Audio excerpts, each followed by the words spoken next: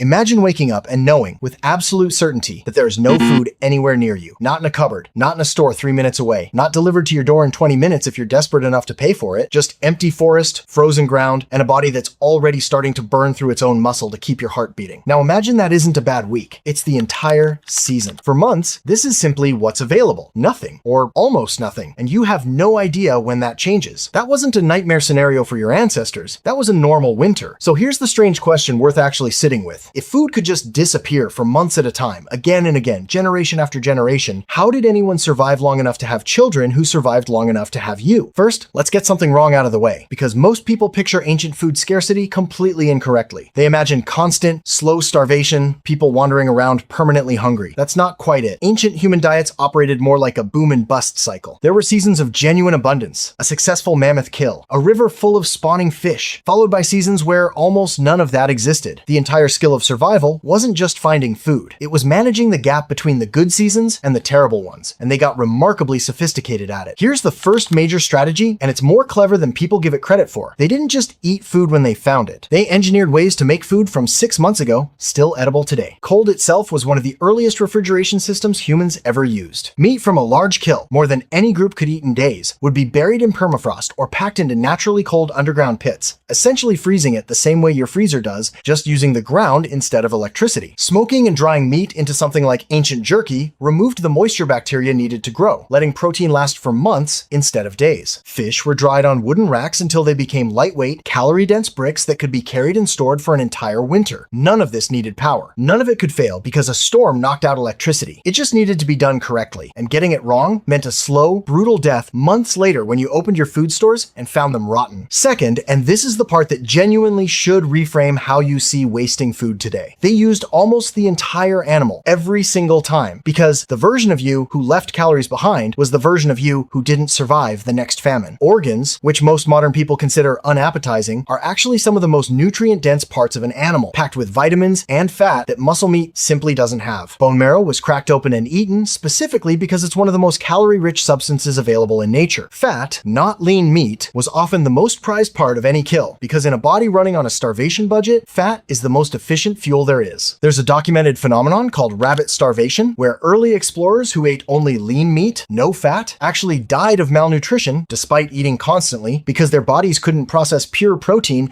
without enough fat alongside it. Your ancestors knew this instinctively, through hard experience long before anyone had a word for a calorie. Third, they built an entire social safety net around food, because no single person, and often no single family, could guarantee survival alone. Successful hunts were routinely shared across the entire group, not out of pure generosity, but because sharing was survival insurance. If you gave away meat today, that created an obligation, a debt of sorts, that would be repaid the next time your hunt failed and someone else's succeeded. Anthropologists studying modern hunter-gatherer societies, who live in ways that closely mirror ancient patterns, have documented this exact system repeatedly. It's called reciprocal exchange, and it functioned like a decentralized insurance policy spread across dozens of people, so that one person's bad luck didn't become a death sentence. You fed others when you had surplus, and that generosity is precisely what kept you alive when the surplus was gone. Fourth, and this is the strategy most people never even think about, they ate a staggering range of things modern humans would never consider food, because narrowing your diet to just a few preferred items is a luxury only abundance can afford. Insects, in huge quantities, were a genuinely significant protein source for many ancient populations, and they still are today in parts of the world. Roots and tubers that required hours of processing, sometimes multiple days of soaking or cooking just to remove natural toxins, were worth that effort because they represented reliable calories when meat was nowhere to be found. Inner tree bark, in true emergencies, could be ground down and eaten, not because anyone enjoyed it, but because it contained enough digestible starch to genuinely delay starvation by days that might matter. The wider your definition of food, the more likely something, anything, was available even in the worst months. But here's where it gets genuinely dark, because sometimes none of that was enough, and understanding what happened next makes everything else about ancient food strategy make more sense. Archaeological evidence, along with the honest oral histories and written records of more recent famines, confirms that in absolute worst-case scenarios, humans have resorted to cannibalism to survive. This wasn't common, and it wasn't casual. It was an act of last resort, occurring only when every single other option, every stored reserve, every edible plant, every possible source of protein had been genuinely exhausted. It's an uncomfortable fact, but it's also a real data point about just how seriously bad true famine could get, and how far the human survival instinct was willing to go rather than simply give up. Here's the part that should genuinely change how you think about food today. That desperate, bone-deep drive to seek out calorie-dense food, that instinct that makes fat and sugar taste almost irresistibly good to you, that isn't a modern design flaw. It's a survival mechanism your ancestors needed constantly, because the ones who didn't crave calorie-dense food intensely enough, who were satisfied with lean, low-calorie options when richer food was available, didn't build the fat reserves that got them through the next famine. You inherited that craving directly. It just happens to exist now, in a world of gas station snacks and unlimited delivery apps, instead of a world where that same craving was the difference between surviving winter and not. So why does hunger feel so urgent, so almost panicked, even when you know, rationally, that food is sitting in the next room? Because your brain is still running ancient software, tuned by hundreds of thousands of years where "I'll eat later" sometimes meant there genuinely wasn't a later. That low-grade anxiety around being hungry, that immediate relief the second you eat something, that's not weakness. That's an alarm system built by people who survived exactly the kind of scarcity that would have killed most of us within a season. But the reality today is this: the freezer is not empty. The season is not going to fail. There is no 7-month gap between now and the next reliable meal. You are, statistically, living in one of the most food-secure moments in the entire history of the species. And your ancestors, the ones who cracked bones for marrow and dried fish on wooden racks and shared meat on the promise it would be repaid someday, would have found your access to food completely unimaginable. They didn't have a bad relationship with food. They had a completely necessary one. You get to have something more complicated, more relaxed, because they did the impossible math first. If this changed how you think about food scarcity, drop a comment below and tell me, what's one modern convenience you think you'd struggle to survive without? Because our next video might just surprise you.